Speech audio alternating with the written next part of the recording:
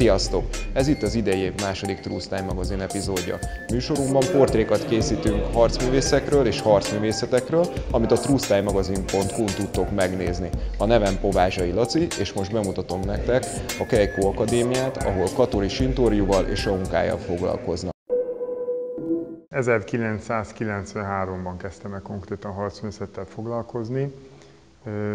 Sport előzménye van ennek, én vízilabdáztam, meg kajakoztam, volt egy rövidebb szünet, és akkor 19 évesen úgy éreztem, hogy valami újba kell fognom, és így jött a Aikido.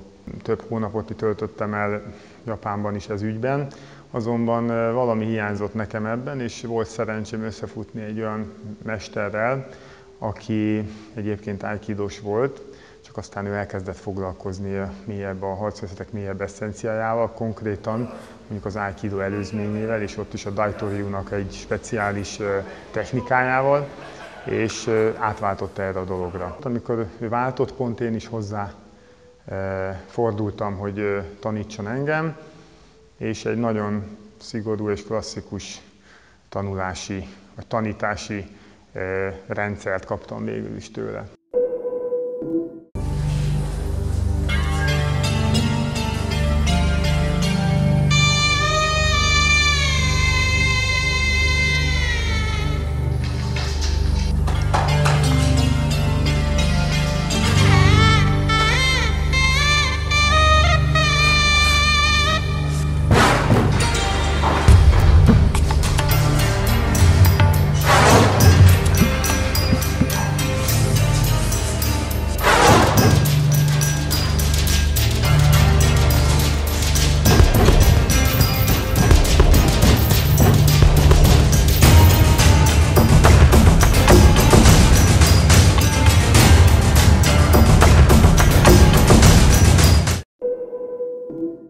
Ez a klasszikus módszereket tanító mester, ő egyébként Katori Sintoryut is tanult, és tanított is. Vele ezt elkezdtem gyakorolni, de az is eléggé, hogy mondjam, nagyon kíméletlen módszer volt, konkrétan egy-egy formát mondjuk éveken át kellett csinálnom. Nem annyira technikákat mutatott nekem, hanem rámutatott egy olyan útra, amelyen az ember tényleg egy valós önfejlesztést végezhet. Ez a fajta gyakorlás elvű gyakorlás, nem pedig a tanítás elvű gyakorlás, ez nagyon meghatározta aztán a gondolkodásomat.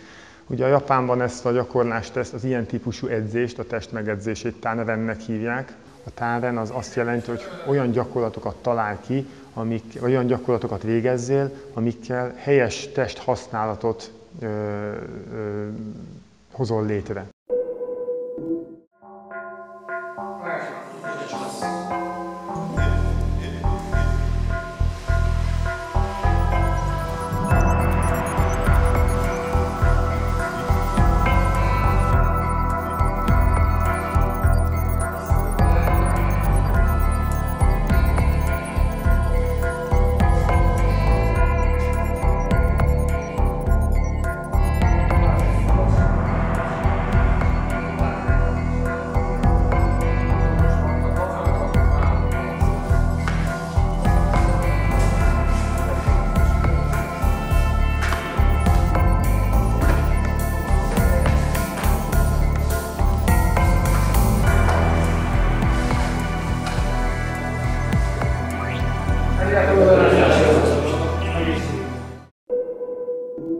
Katori Sintoryu egy 600 éves harci művészet, talán a legrégebbi intézményesült harcművészet, amely végül is az adott formákat, lehet azt mondani, hogy 600 év óta változatlanul gyakoroltatja.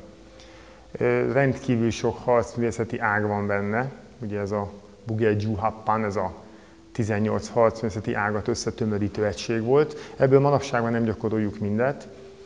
Például nem gyakorlunk jóslást, vagy ezt a Injó, a Yin-yang tudományát, viszont gyakorlunk például éleskarddal, surikennel, naginatával, alabárddal, hosszúbottal, karddal, és ezeknek az egysége adja végül is a harci repertoárját ennek a rendszernek.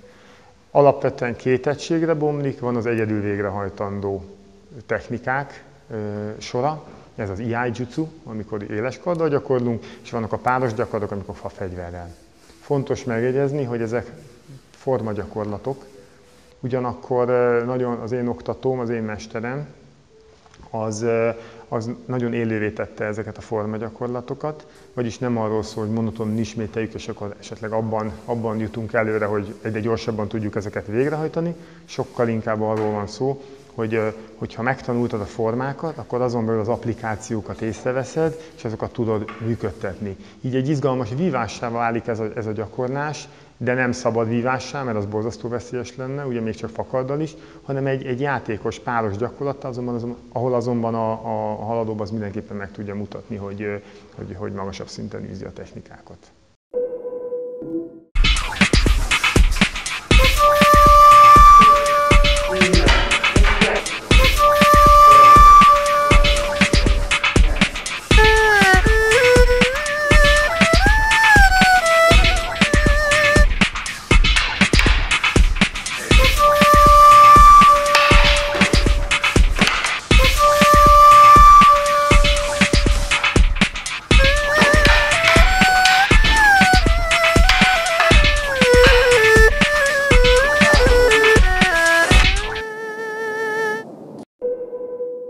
Az Aunkai 3 lábon áll, illetve 3 lépcsőfokot kell meglépni ahhoz, hogy valaki fejlődést érjen el. Az első lépcsőfok, amikor az ember elkezd gyakorolni, az első lépcsőfokon elkezd a saját testével foglalkozni. Ez az időszak arról szól, hogy a testtartásodat, a testhasználatodat önmagad számára kijavítsd. Megtanulsz állni, megtanulsz mozogni, partner nélkül egyszerűen kijavítod azokat a hibákat, amik a testhasználatod során kialakultak. A második lépcsőfokon ezt párban összerakjátok. Ugyanolyan a társad, aki szintén önmagával foglalkozik, odaáll veled szembe, és speciális gyakorlatokat végez veled, aki szintén a saját testhasználatoddal foglalkozol. Ilyenkor még nincs különösebb egymásra hatás, a keretek összeillesztéséről van szó. A harmadik szint a vége, úgymond, amely persze végtelen perspektívát nyit, de az ember is hamar bele tud abba is kóstolni, és bele is kell, az pedig a hatásoknak a feltárása. Hogyha ez a két keret hogyan hat egymásra, milyen erőket tudsz mozgatni, hogyan fogadod be a másikat, hogyan időzítesz, az már a harcművészet mélysége. Egyszerre van meg benne a modernitás és a hagyomány. Modern azért, mert egy nagyon új harcművészet. Jelenleg az alapítója 47-8 éves fiatalember, aki azonban hagyományos rendszereket tanult és azon nevelkedett. Ez abszolút meg is látszik a rendszerében, hogy bár nagyon modern, nyitott, rugalmas, nincs benne egy csomó ilyen séma, csomó viselkedési forma, elvárás nincs benne, de ugyanakkor a szisztémák, ahogy a régi emberek edzettek, az nagyon komoly hangsúlyt kap.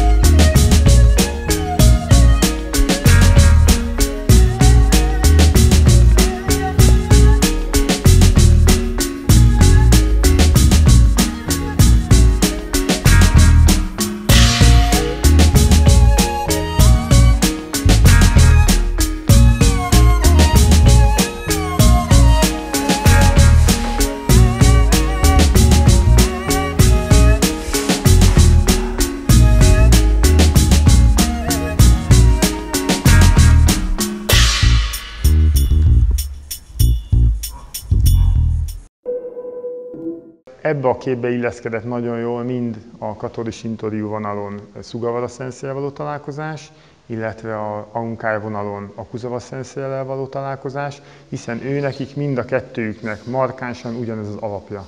Pusztán más-más formát öltve, egyiknek Katorit, másiknak Aunkait. Meg kell vizsgálni, hogy mi egy harcművészeti gyakorlásnak a célja. Én ha így összegezni szeretném, akkor azt mondom, hogy végülis a harcművészetek azok spirituális utak. Egy spirituális út az arról szól, hogy végig egyszerűsít, hogy hogyan váljál jobb emberré. Helyesen kell lefektetni az alapelveket, egy oktatónak az a felelőssége, hogy ezt ő megtegye. Ha egy szóval szeretném úgy definiálni azt, hogy mi az, amit én szeretnék magam is a gyakorlásaim során egy időben elsajátítani, és szeretném, az emberek is ez ügyben előlépnének, az az, hogy érzékennyé váljanak, érzékennyé a környezetükre, érzékennyé saját magukra. Az ember felnőtt korára, amikor elkezd harcművészetet gyakorolni, akkor számtalan szokást kiépített már magában. Nagyon sok rossz szokása van, a testhasználatában épp úgy, mint mentálisan, viselkedésében, mint reakcióiban, és a harcművészet ez nagyon nagyszerű eszköz arra, hogy ezeket fölismerjed. Ha ezeket fölismered, és megfelelőek a módszerek, akkor ezekre a hibákra reflektálva, tudatossággal ezeket meg tudod változtatni. Erről szól a gyakorlás.